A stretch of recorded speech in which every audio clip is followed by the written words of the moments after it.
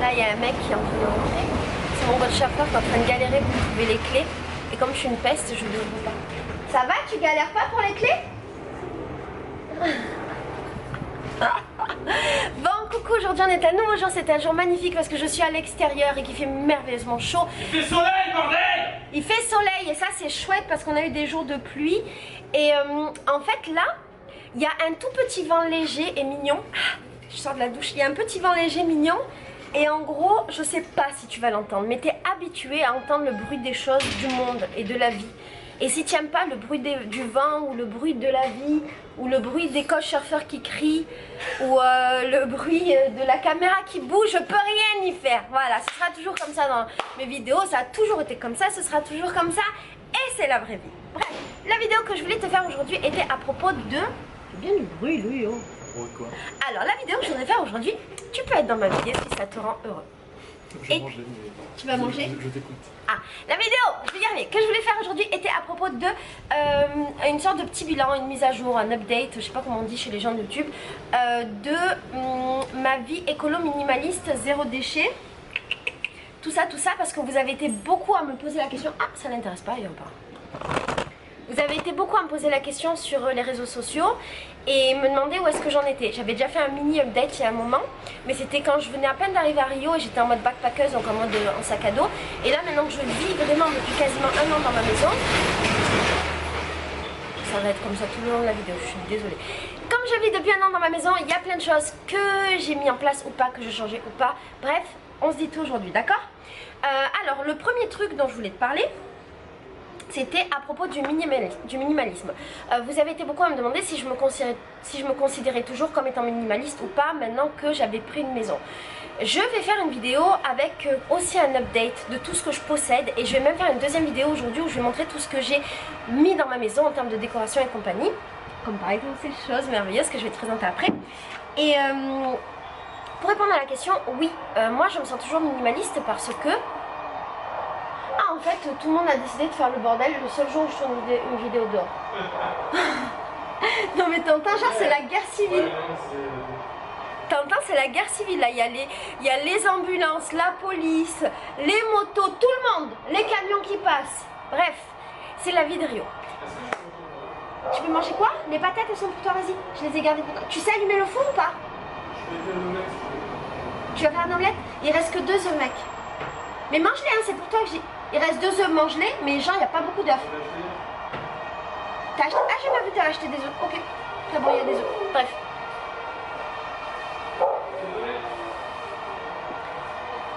Oui, je considère que je suis toujours minimaliste parce qu'en fait, j'ai pris une maison dans laquelle il y avait déjà tous les meubles. J'essaye de ne rien acheter et je continue d'essayer de ne rien acheter dans ma vie parce que je ne veux pas posséder de choses et mon idée, même si elle est folle, c'est qu'il faut que je puisse partir du jour au lendemain si j'ai envie, sans rien et sans possession. Et comme je l'avais dit dans une autre vidéo sur le minimalisme, tout ce qui peut brûler pour moi ne compte pas. C'est un peu radical hein, de dire ça, mais c'est vrai, tout ce qui peut brûler pour moi ne compte pas. Donc j'essaye de plutôt me remplir de souvenirs, me remplir d'amour, me remplir de belles choses et de belles énergies, de belles personnes, tout ça, plutôt que de remplir mon intérieur avec des choses et ma vie avec des choses. Donc concrètement, depuis que je suis ici, j'ai quasiment rien acheté. Depuis un an que je vis en mode sédentaire. Mais ça, je te ferai une vidéo bien spécifique. En tout cas, oui, je me considère toujours comme minimaliste parce que non, je ne possède quasiment rien. Ou oui, je possède quasiment rien. Non, je ne possède pas grand chose. Tu as compris? En ce qui concerne la nourriture bio, quand j'étais arrivée au Brésil, je t'avais expliqué que c'était très compliqué pour moi de manger bio parce que je trouvais pas forcément les endroits, que je changeais tout le temps de quartier parce que c'était la période où j'allais dans plein d'auberges de jeunesse. Et maintenant que j'habite dans ma maison, tu dois te demander est-ce que tu consommes bio ou pas, Laetitia? La réponse est non, toujours pas. Et ça, c'est le truc le plus difficile pour moi parce que j'ai peur en fait que ma santé se dégrade par rapport au fait que je consomme pas bio et par rapport au fait que les fruits et légumes ici sont très pollués. Le Brésil c'est le fief de Monsanto, donc les fruits et légumes sont gigantesques, ils sont remplis de pesticides.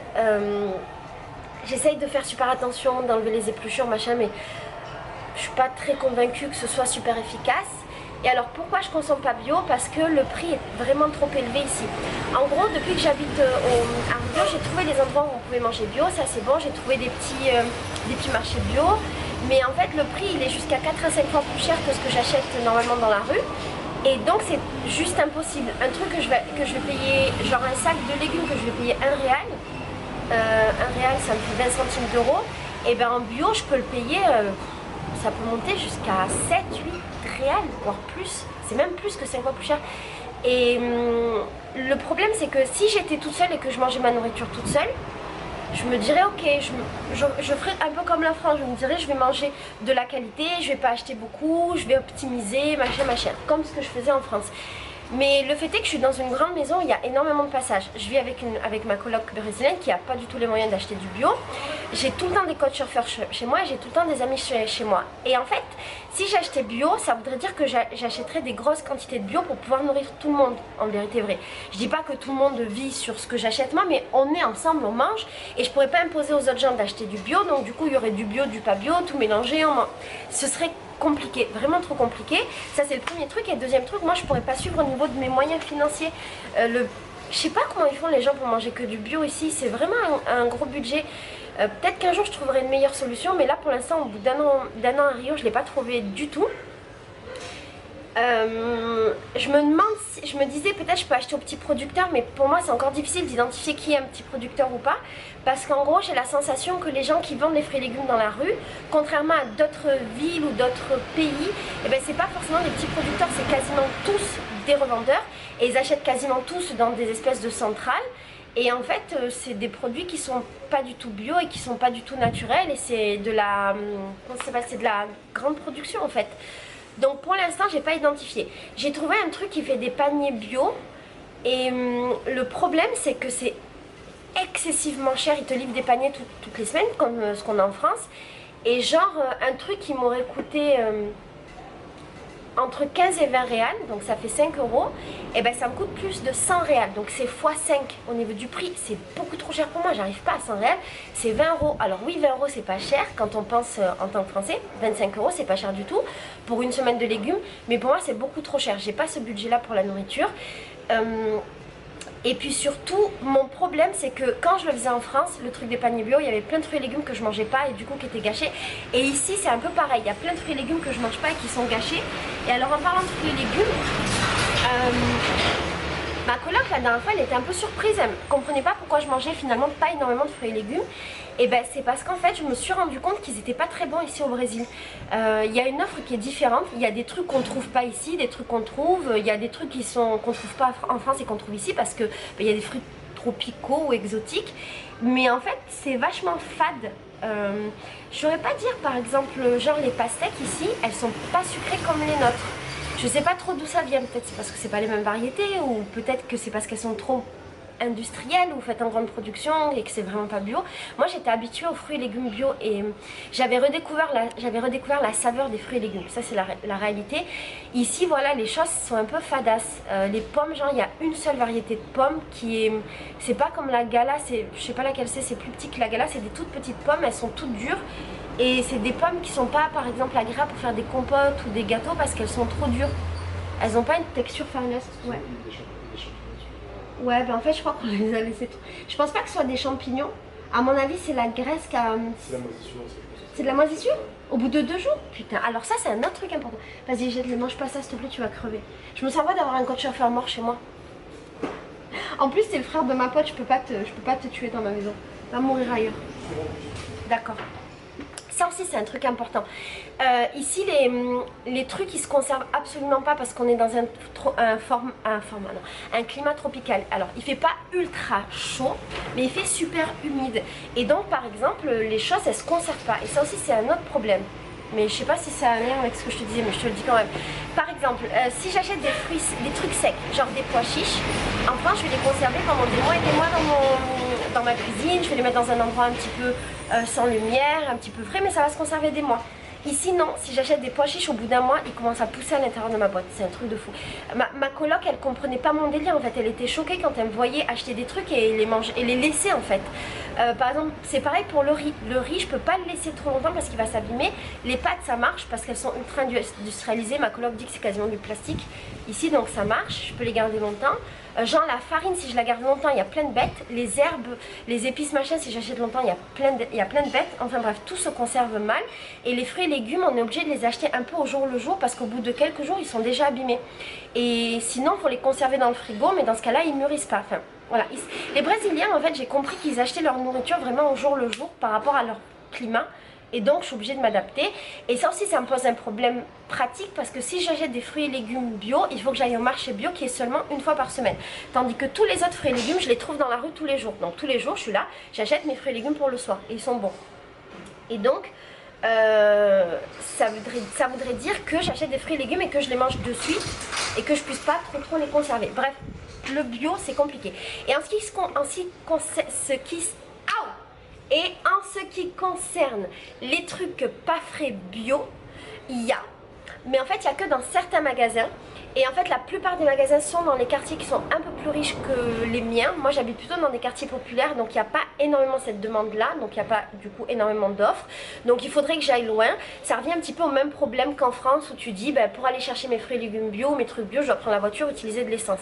Ben, là, je vais utiliser genre 1 heure de mon temps aller-retour. Prendre une moto, plus prendre le métro, qui est pas hyper polluant, ça c'est vrai. Et pour acheter des trucs qui vont être super chers parce qu'on va être dans des quartiers un peu de Bourges, donc ça va être très cher. Et même ici à Santa Teresa, il y a un magasin qui vend quelques trucs bio, mais c'est très léger, c'est genre des œufs, de la farine, des trucs très basiques. Et ça coûte ultra cher, ça coûte genre 2, 3, 4 fois plus cher que le manger que j'achète en magasin. Donc c'est compliqué. Maintenant la question du vrac, est-ce que j'achète en vrac? J'ai trouvé plein de magasins de vrac, ici il y a une franchise qui existe et qui est un petit peu de partout. C'est un peu loin de chez moi, donc à Santa Teresa moi je suis un peu isolée quand même. Je suis un peu dans un village au milieu de la ville, donc j'y vais de temps en temps. Mon souci c'est qu'en fait ils prennent pas les sacs plastiques et les bocaux, les trucs comme ça, c'est pas démocratisé ici. Donc en fait, pas sacs plastiques pardon, mais sacs en tissu, par exemple ceux de Koufou. Et donc en fait si je veux acheter du vrac, ils vont me mettre dans des sacs en plastique et je suis pas convaincue de pouvoir réutiliser mes sacs plastiques derrière. Et c'est pas du tout bio. Donc ça veut dire qu'en vérité vrai, je vais acheter plus du vrac pour gérer ma quantité que pour avoir un impact écologique. Donc voilà, du coup ma solution c'est que j'achète pas dans les magasins, quasiment rien de rien. J'achète quasiment tout dans la rue, j'évite au maximum les plastiques, même si c'est compliqué. Et là du coup on arrive à la section zéro déchet que je t'avais préparée quand je préparais la vidéo. Le zéro déchet c'est ultra compliqué pour cette raison là, et aussi parce que tout est suremballé. Comme tu as dû voir dans mes vidéos, quand j'achète des fruits et légumes, ils sont emballés, ils sont vendus individuellement. Enfin, c'est des petits sacs de 1 réal, donc 20 centimes, et tu achètes ton sac avec un plastique. Les gens récupèrent pas forcément le plastique. Ce qu'ils font des fois, mais je les achète jamais parce que ça me saoule, c'est qu'ils mettent les légumes qui n'ont pas besoin du tout de ça dans des barquettes en polyester avec un film plastique par dessus pour les vendre individuellement ou quasi individuellement. Ça c'est dans la rue, et ça se fait pas trop de renvoyer les emballages, donc de revenir avec tes emballages. Du coup voilà, j'essaie d'acheter le maximum sans emballage, mais ça reste compliqué, ça va. C'est assez compliqué. Toi, tu manges bio dans ta vie ou pas, toi? C'est pas ton délire, hein? Ah, donc t'as pas été confronté au problème ici? J'ai été confronté au problème du plastique. Ah ouais? Beaucoup chier. Ah, alors est-ce que tu peux te baisser pour exister? Ou venir, viens, tu me dis ton expérience. On va partager l'expérience du plastique avec ce jeune homme qui, pour te raconter sa vie, est le frère d'une youtubeuse qui s'appelle Sexpédition, et il est en vacances chez moi en ce moment. Yo. Donc, ton expérience du plastique, c'est-à-dire? Oui, parce que tu l'as dit quoi, à chaque fois ils mettent du plastique pour tout, enfin dans les légumes, à chaque fois, même en France j'essaie quand je prends au rayon du supermarché des légumes différents, j'essaie de mettre tout dans un plastique autant que ça peut rentrer, et je vois la caisse que ça fait chier la dame parce qu'elle comprend pas pourquoi je fais ça. Ah si, moi aussi j'ai essayé de le faire mais ils comprennent pas notre délire quand on fait ça. Et à chaque fois, là je suis allé à la pharmacie. Et toi tu habites, pardon, excuse-moi je te coupe, mais un truc intéressant c'est que lui il habite à São Paulo, donc une plus grande ville que moi. Du coup on va avoir un autre avis sur le zéro déchet ici. Pardon, à São Paulo, est-ce qu'il y a un truc, il y a le délire zéro déchet ou pas? Je pourrais pas te dire, je sais pas. Tu n'as pas fait attention? J'ai pas fait attention. Mais le plastique, il y en a autant qu'à Rio? Il y en a autant, Genre quand tu vas à la caisse, c'est eux qui te mettent les trucs dans les... et te mettent 2 sacs plastiques. Alors, non, en fait non, quand tu vas à la caisse, ils te proposent un sac plastique, mais c'est toi qui mets dans le sac plastique, c'est pas déjà... Ici à Rio, on a quelqu'un qui met dans les sacs plastiques, bon, ce qui n'est pas important pour cette vidéo, ok. Et tu mets dans 1 ou 2? Dans un plastique uniquement. Ouais, j'ai remarqué que dans au supermarché à côté de la Ils mettent station, dans ils mettent deux, ouais, c'est Parce qu'en fait, alors je vais t'expliquer, c'est trop bizarre. Parce qu'en gros, leurs sacs plastiques ils sont tellement fins que si tu en mets un, ils se cassent. Donc ils en mettent deux pour sécuriser. Pourquoi ils font pas des sacs plastiques qui marchent? Ouais. Je comprends pas le délire. Il y a plein de trucs comme ça. Par exemple, ils utilisent beaucoup les verres en plastique. Ils en mettent 3. Ils en mettent 2 ou 3 pour sécuriser. Pour le café, ils en mettent 3. Alors pour la bière, ils en mettent 2. Ils mettent ça pour sécuriser parce que si tu prends le verre plastique seul, en fait, il est tellement fin que tu appuies et il y a tout qui saute. Donc ils en mettent 2 pour le durcir et aussi pour que la bière reste plus fraîche. Et toi, je pense qu'ils en mettent 3 pour que ce soit pas trop chaud. Oui, du coup, ça gâche. Après, ils jettent les 3. C'est pas genre, ils jettent que celui qui a été utilisé. Ils utilisent vraiment trop de plastique au Brésil. C'est chaud, c'est déprimant. Et quand ils te donnent une serviette, ils te donnent genre 10 serviettes avec le truc que tu vas acheter à manger dans la rue. Serviettes? Tu sais, les petites serviettes en papier. Bah, ils t'en donnent beaucoup en fait. Ah bon? Ouais, tu feras attention. Bah, Sao Paulo, ça. Ah ouais? Ouais. Ici, oui. En fait, à Sao Paulo, en même temps, tu as la tradition des lanchonetes, qui sont des bars de rue que tu vois à chaque coin de rue. En fait, c'est des bars-restaurants, ça n'existe pas trop. Enfin, il y a des modèles un peu à côté de Gloria, mais c'est pas comparable parce que c'est vraiment une tradition paulista du lanchonete. Et du coup, il y a toujours des petits trucs avec les serviettes, c'est même pas des serviettes. C'est du papier. C'est du papier, il y a deux sortes de plastique. Voilà, il y a deux sortes de serviettes. Il y a les serviettes qu'on connaît en papier là, et eux en fait c'est comme du papier coupé qui te donne et qui est censé éponger le gras. Et c'est du papier un peu plastifié, c'est trop chelou, ça éponge rien du tout. Ouais. Et du coup tu es obligé d'en utiliser genre 10 pour essayer d'éponger un truc.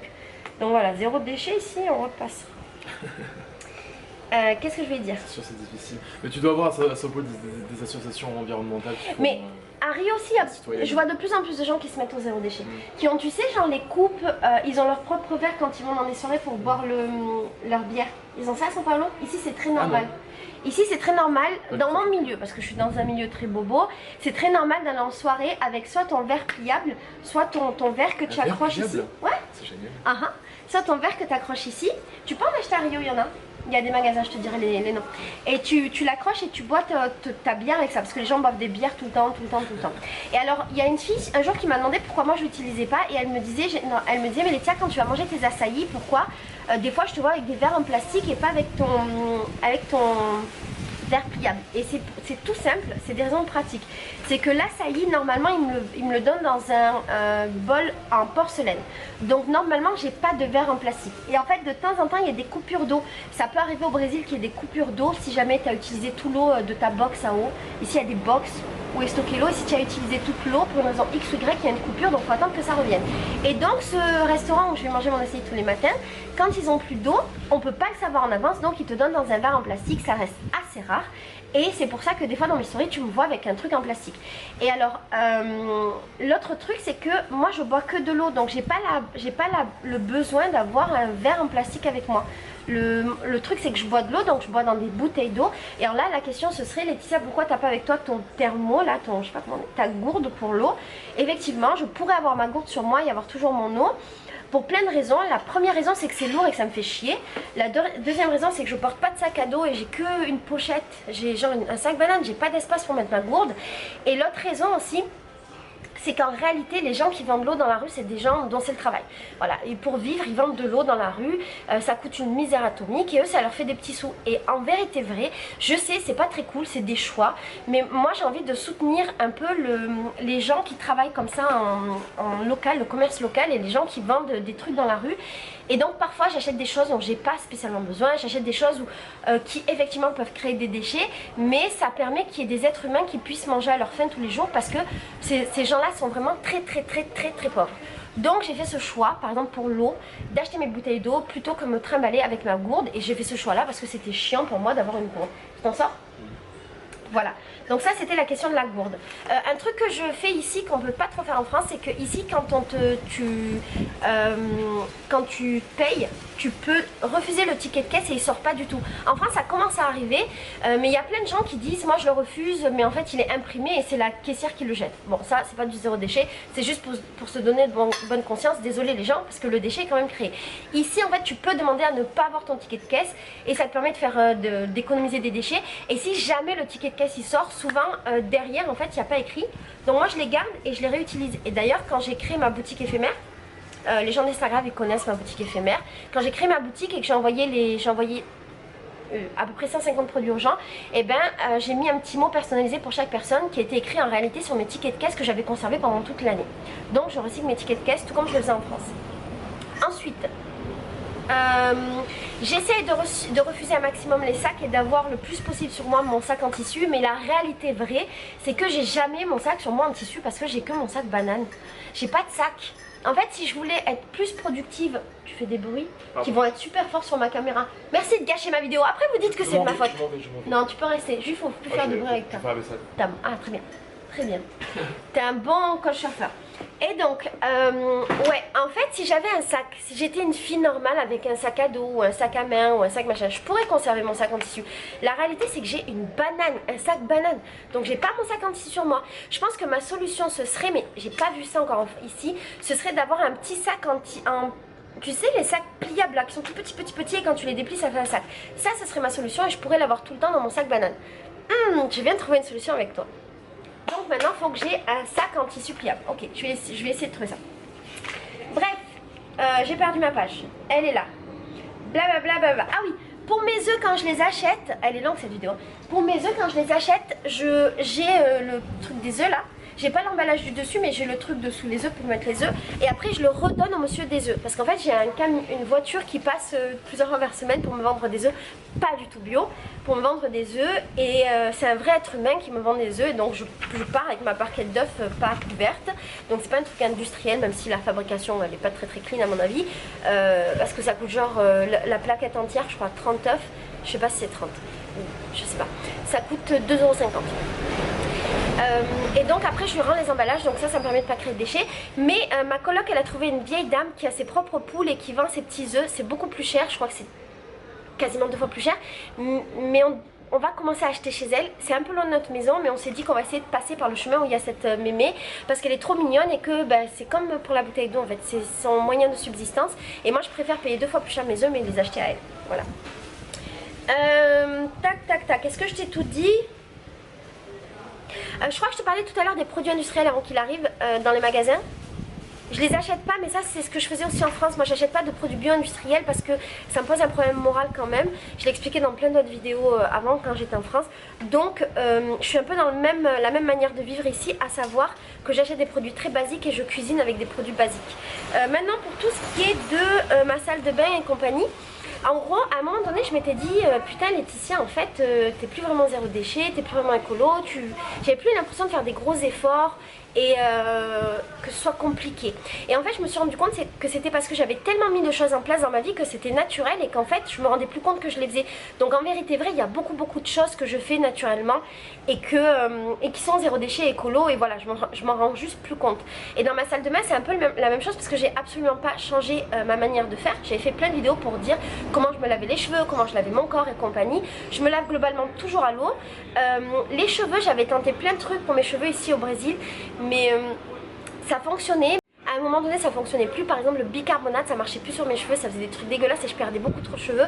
Donc je m'étais dit que c'était pas très cool. Et en fait là j'ai trouvé une dame qui fabrique et qui vend des savons à l'huile d'olive, des savons naturels et bio à l'huile d'olive qui sont en fait des shampoings solides pour les cheveux et des savons pour le corps.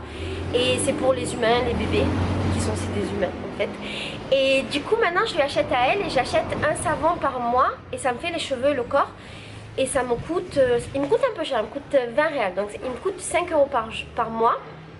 Que je trouve un peu cher parce que j'avais pas l'habitude d'utiliser des trucs pour mon corps et de payer.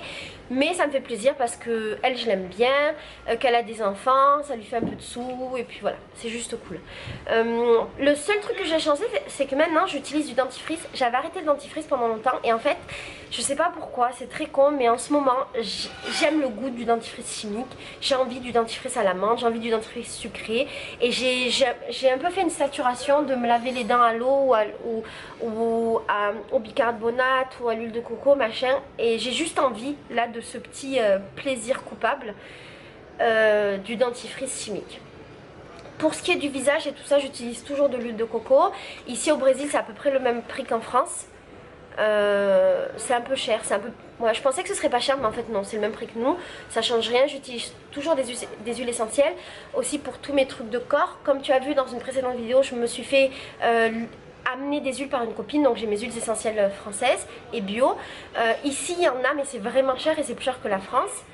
Et pour le corps, c'est à peu près tout ce que je fais. J'ai juste un truc de maquillage qui est un mascara Dior qui va me durer genre 6 mois et que ma copine m'a ramené de France aussi. Voilà, je regarde si j'ai oublié des trucs. Ah, dernier truc, je suis en train de regarder pour avoir un lombricomposteur à la maison. Parce qu'en fait, ah oui, voilà, ça c'est important. Au niveau du recyclage, ma coloc elle a fond dans le recyclage. On est dans le même délire, donc c'est trop bien. Et donc, on recycle tout ce qui est en plastique. Et le truc que je faisais pas en France, mais que je fais ici, c'est que ici, tous les emballages plastiques alimentaires qu'on a utilisés, on les lave et après on les met au recyclage. Je sais pas pourquoi je les ai pas en France. Donc toute cette partie là c'est fait, tout ce qui est en verre aussi on recycle, en nanobocaux et compagnie c'est la même chose qu'en France. Par contre ce qui se recycle pas trop ici c'est genre les bouteilles de lait en carré là, ça se recycle pas. Donc on n'a pas trouvé de solution, mis à part le fait que j'ai récupéré ma machine à lait qui vient de France. Donc maintenant je peux fabriquer mon lait, il faut juste que j'achète mes amandes, ce que j'ai pas encore fait. Donc une fois que ça ce sera réglé, on n'aura plus ce truc à recycler là. En termes de zéro déchet, on a la question des fruits et légumes. Donc des déchets organiques, il faut qu'on regarde pour un lombricomposteur. Je suis juste un tout petit peu inquiète par rapport au climat parce qu'il fait vraiment trop chaud. Donc je voudrais vraiment savoir si ça fonctionne bien.